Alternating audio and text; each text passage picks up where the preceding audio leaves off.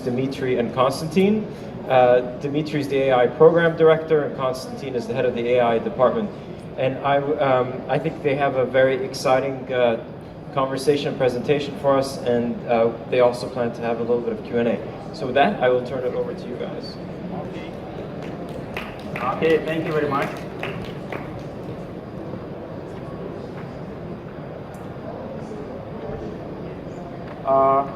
Hello, ladies and gentlemen. We are from Zyfra company, and we will talk about how we in Zyfra apply AI, artificial intelligence, in oil and gas upstream processes. How we help our customers, our clients, to solve their real life and very hard problems. We will tell a bit about some lessons that we have learned and new horizons that we see. The clicker.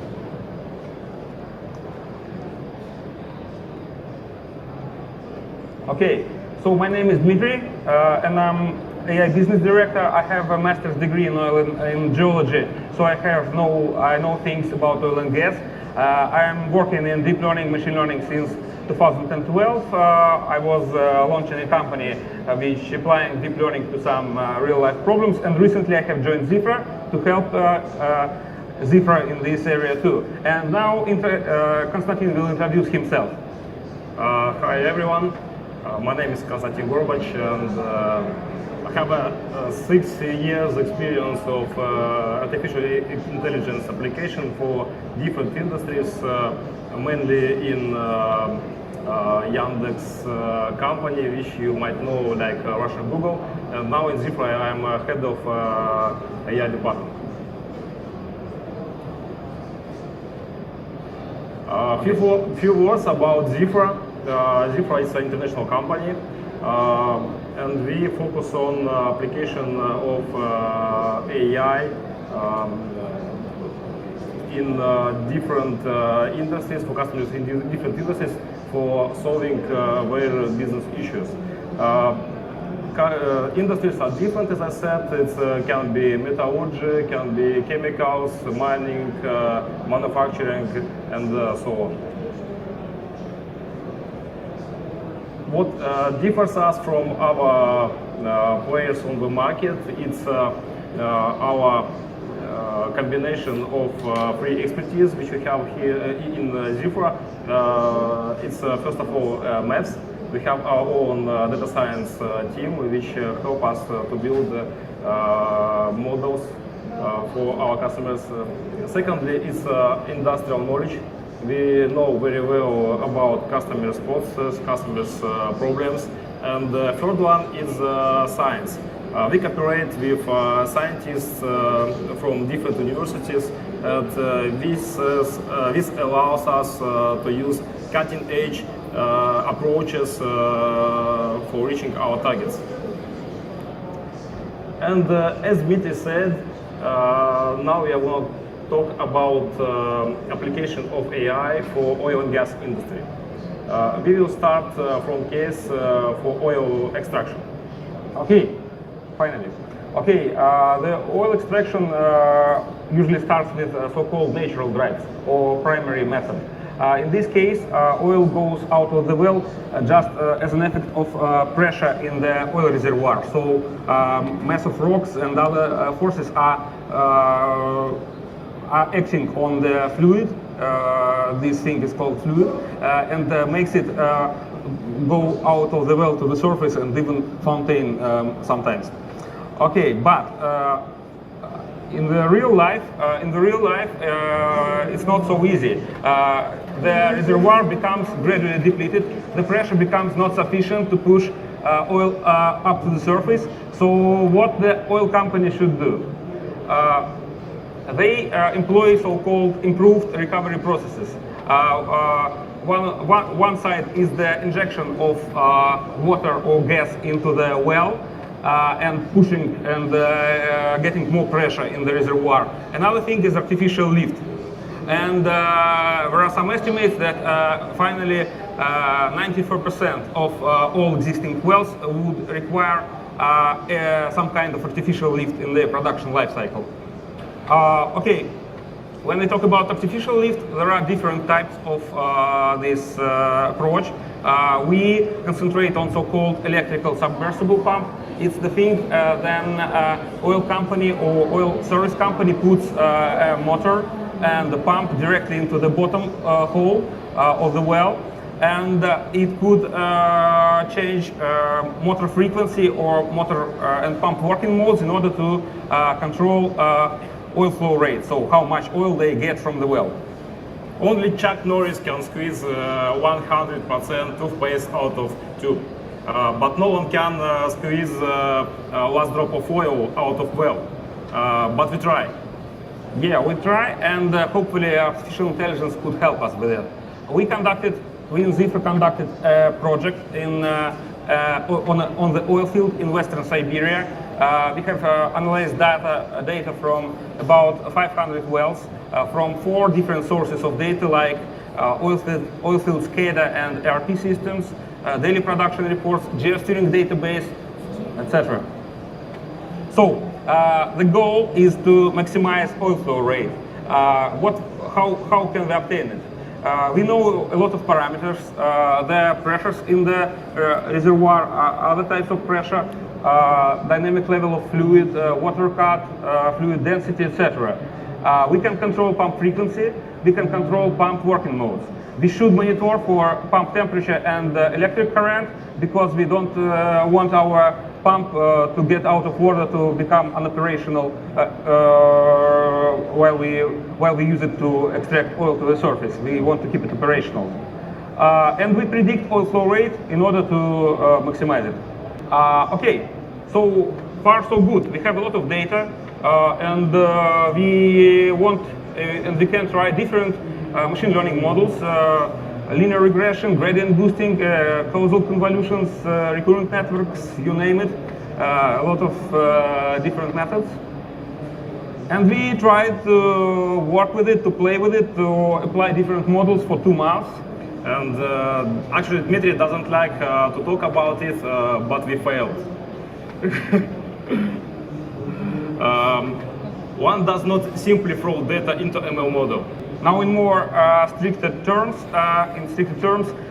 you don't only you cannot do it just with math. You need to employ industrial expertise. You need to really look into the data and find out what does it mean. The math is not enough. So, get back to the problem. We have a lot of data, but if we take a look here, we have a lot of data, for example, on pump frequency. It's measured quite often. We have a lot of it, but for the oil flow rate, it's quite different. It's been measured twice per day. So, and finally, it doesn't have enough data to find out what is the dependency of oil flow rate on pump frequency. Maybe it's only for the single well. No, it's for all wells which we have in our data set. Okay, so we need to go deeper into the well to solve this problem, to solve this task. Let's take one more look and let's get to the basics. We can remember that oil flow rate directly depends on the difference between reservoir pressure and pump intake pressure. And luckily, we have a lot of data on pump intake pressure. So we can build a fairly accurate model for dependency of pump intake pressure on motor frequency. And we can use it to optimize pump intake pressure to maximize oil flow rate.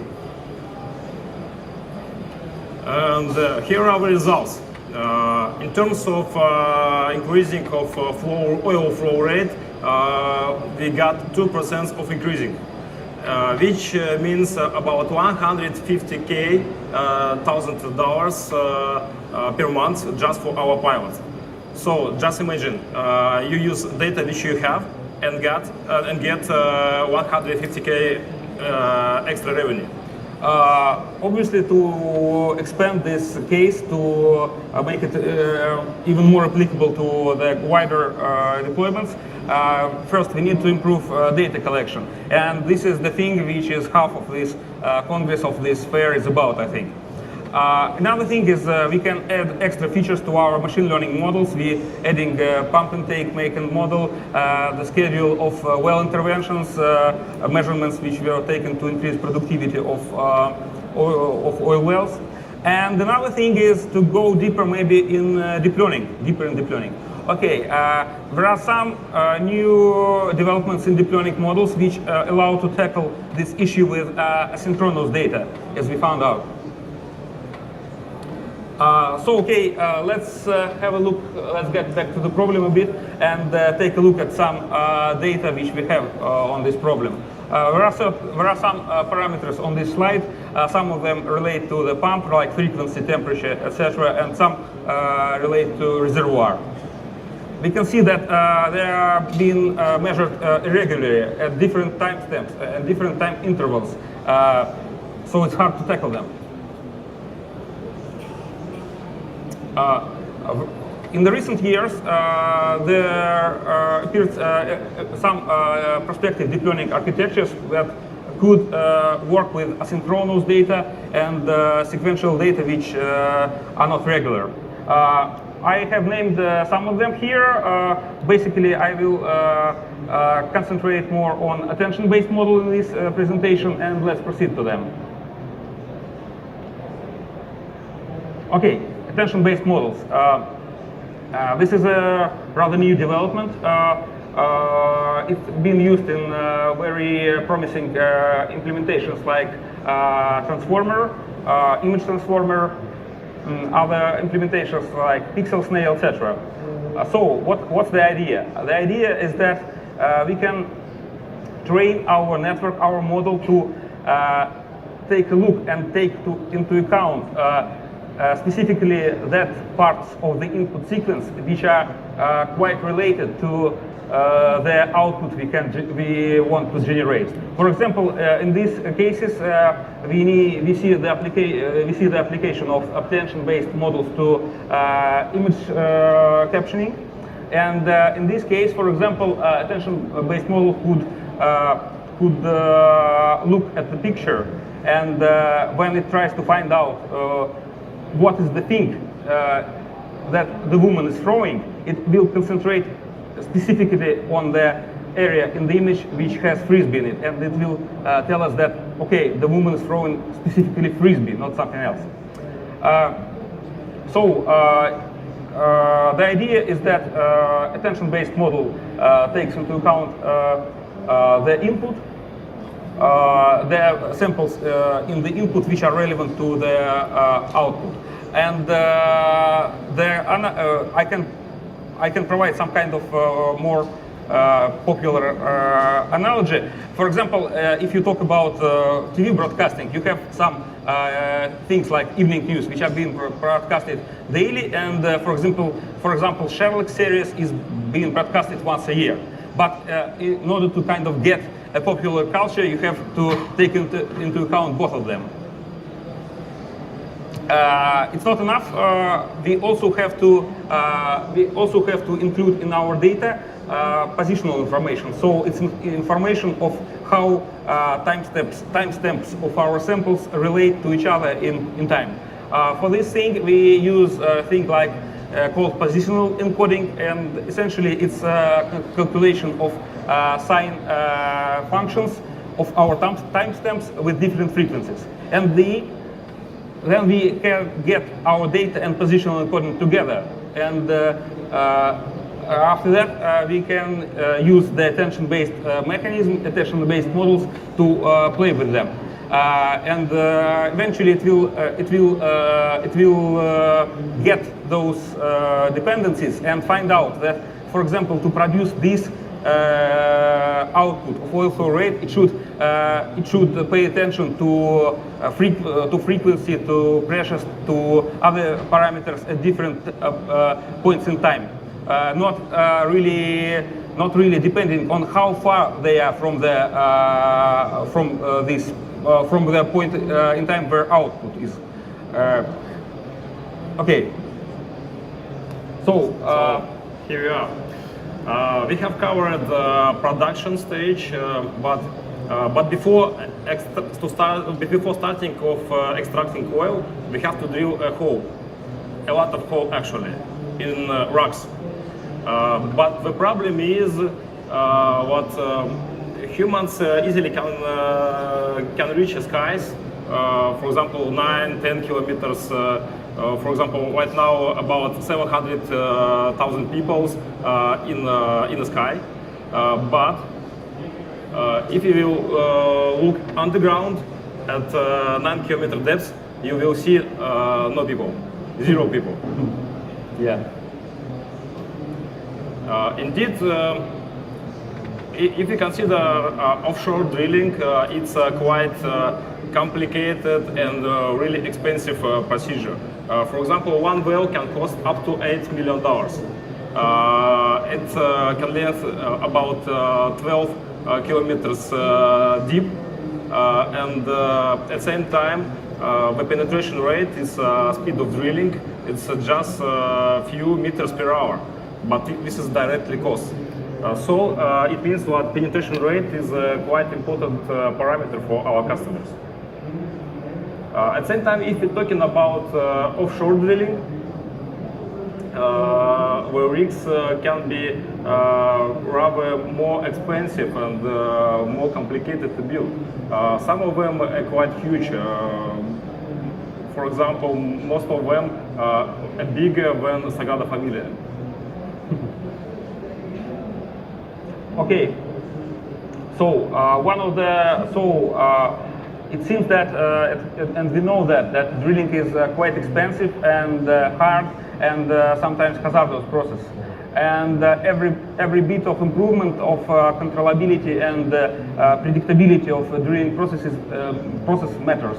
So we have been tackling some problems in this area. First of all, so-called wellbore instability. It's the reason for a lot of a big share of costs connected with drilling. The problem is that your well could be stuffed with parts of the rocks, and it can cause your drill string assembly or casing to stuck, and you can lose equipment, you can lose ability to drill more, and you can even go to the total collapse of the well and loss of the equipment.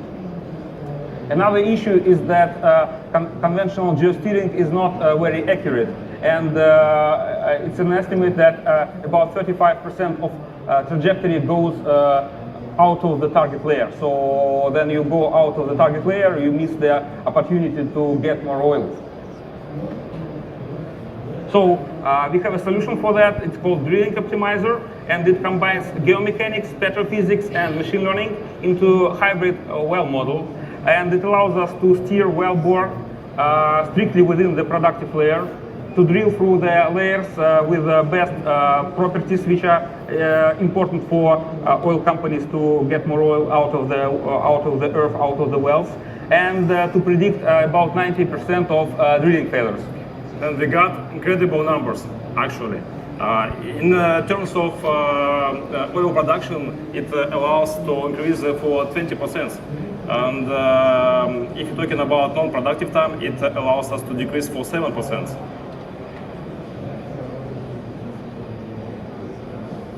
Yeah. Okay, let's get to the case of where we have applied our solution on the real well for our customer. The goal was to drill a horizontal section of about 230 meters on the 2 kilometers depth, and the thickness of the target layer was quite small, less than 1 meter. So what we have done, what our solution have done. First, it builds the model of the geological layer of the formation which we want to drill through. Second, it builds a planned trajectory of the well. And third, it builds kind of virtual measurement curve. When you drill, you can measure properties of the rock. You can use some methods like gamma ray, resistivity measurements, etc. And we build a virtual readings. We model those readings. What readings would we get when we drill, as we think? Okay. Yes, but the fact is what reality and our perception, our modeling is quite different. And in case if we will strictly follow blue trajectory, we will miss our needed layer. And in this case, we have to go back and forth. Okay, and how do we help with this problem? We get readings from the real sensors when we drill on each step. And on each step, we update our model in order to get the virtual curve and the real curve of measurements closer together. We update our model, we make it more accurate, we get a more clear picture of layers of their properties, where we now and where should we go. And it allows us to optimize our trajectory and get directly into the productive layer. For example, in this case, the blue trajectory is the thing that we've been, if we drill by exactly this trajectory, we would miss most of the productive layer. But we have optimized our drilling recommendations in the real time, so we managed to get 100% of the horizontal section. We hit the target 100% in this case. And this approach gave to our customers almost $200,000 of cost reduction just for one well. Penetration rate is quite important for our customers. So we decided to bring AI, artificial intelligence, to accelerate drilling. Okay, and how can we do that? How we can accelerate drilling? We found that some drilling teams drill much faster than others. Why? There are two main drilling modes. The rotary mode, then whole drill string is rotating, and the sliding mode, then only the bit on the end of the drill string is rotating. In the first case, you can drill fast, but you don't have a lot of things how to manage the trajectory. It's not accurate. The second, the sliding mode is more accurate. You can set the inclination, and you will drill with a certain angle. And it happens that less experienced drilling teams, they use more of sliding mode because it's more accurate and they are kind of more sure in their results. But it's slow. So let's help them. Maybe we could employ machine learning in order to increase rate of penetration or drilling speed while keeping the wellbore on the optimal trajectory. We have a lot of data from the existing wells, like drilling logs, measurements and logging while drilling, geology, etc. So it allows us to build a quite accurate model in order to predict the drilling outcome on one step ahead. So we can predict where our bottom hole assembly will be on the next step if we apply this mode of drilling, this type of drilling, rotary or sliding with certain parameters. Looks good so far. It looks good for the single step, but we found that probably it wouldn't work on the whole trajectory. And our goal is to drill all the well through the optimal trajectory. And in this case, our idea is to use reinforcement learning approach. So we use our accurate model in order to create a simulation environment, and in this simulation environment we train our kind of drilling agent. We build the reward function in order to take into account drilling speed and possible deviations and failures. So when we have our drilling agent trained, we can start using it first on the short intervals, like up to 100 meters, just to be sure that it keeps the desired trajectory. And then on the longer intervals for drilling the whole drilling sections. And we expect acceleration of drilling for 5%. Okay. And to conclude, there are three points. First of all, every bit of improvement matters, especially when we're talking about heavy industries like metallurgy, oil and gas, chemicals, and so on, manufacturing, for example. Secondly, if you decided to use artificial intelligence to real industry processes, please be ready to meet huge amount of problems. And third one, industrial AI is making its first steps, but there are a lot of white spaces.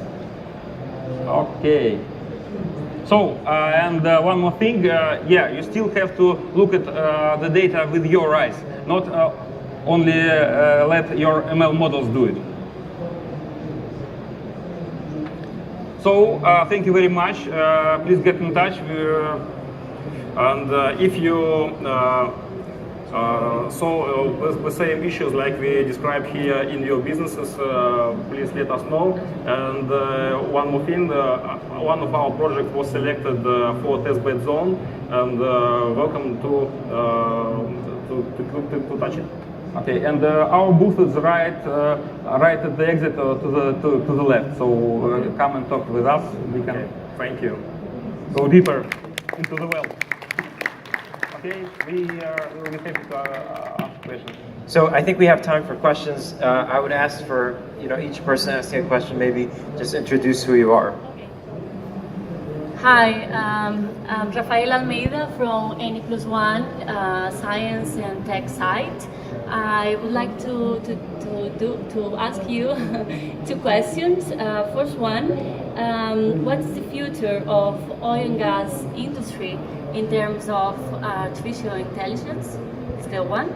And the second, could artificial intelligence make a wrong decision, and what is the price of a mistake could be?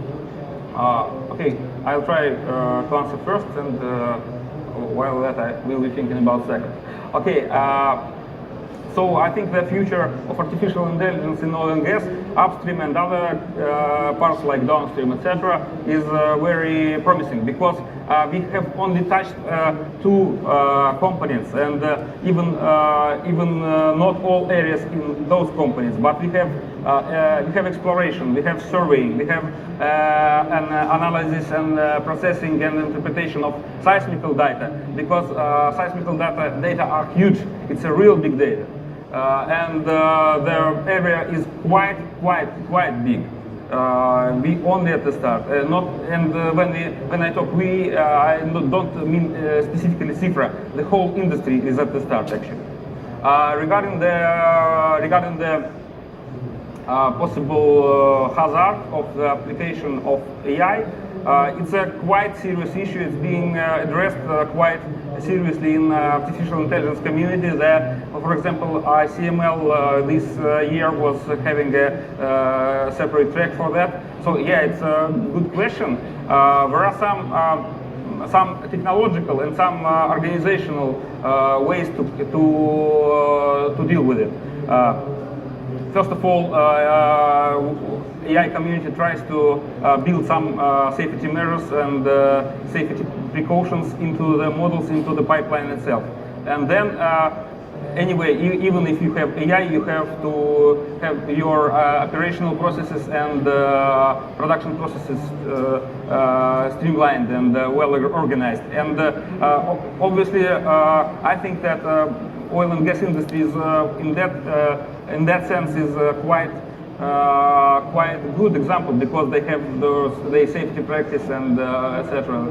They treat it quite seriously, actually. So I think that definitely we have to pay attention to that, but I think that we can succeed in it. Any other questions? Okay. And you can remember to also announce yourself. Well, first of all, thank you very much for the informative presentation. Well, I'm James Zavalishin. I'm at Singularity University. I deal with many industrial companies which are coming through digital transformation nowadays. And very often they bump into the problem you touched a bit at the very start of your presentation, because when you start implementing AI, on one hand, mathematicians tend to be, well, a little bit snobbish. It's like, we have our mathematics, it will solve everything. And as you rightly shown, it won't really work. But on the other hand, when you start working with people who do have industrial background, they have engineering background, traditional material science, they do not trust those new technologies. They do not trust AI, and they're very reluctant to actually, allow it inside. So how did you deal, first of all, did you bump into such kind of problems? And second, how did you deal with them, if you have? I think Konstantin will address that. Thank you very much for this question. Really, we came across with this problem everywhere, in every industry. And we, as we think, we have found solutions which will help us to deal with it. Now in our approaches, as I mentioned before, we are trying to combine not only mathematicians approach, but at the same time we use physical models, chemical models, and trying to combine it. So in this case, we can communicate with staff from the company on the same page. We can be on the same page. At the same time, we can make models which much more accurate. So. Great, thank you for the question. Any other questions? Okay, got one in the back. Yeah, please remember to announce who you are. Dmitry from the European Space Agency. Seeing your slide, what are the other manufacturing processes where you have thought of or already applied AI? Other processes, industrial manufacturing processes? Yes. Yeah. Okay. Okay. We apply AI solution first, for example, for steel making industry, for optimization of electric arc furnaces, ladle furnaces, steel melting in them, for the optimization of pipe heat treatment process, which is the testbed project which we have here. Also we have applications in petrochemicals, where we apply our approaches to things like refineries, pyrolysis, etc. And one separate thing, one specific area where we also employ artificial intelligence is the mining for natural resources. I mean, the idea of our approach in the mining is to get humans from hazardous environments. The mine is hazardous. It could harm you. So we are going into the making vehicles in mine autonomous. Okay, I think that's the part which I have covered, and maybe Konstantin will add some others. Any other questions? Okay, in that case, please join me in giving a hand for appreciation for Dmitry and Konstantin for such a great presentation. Thank you very much. Thank you.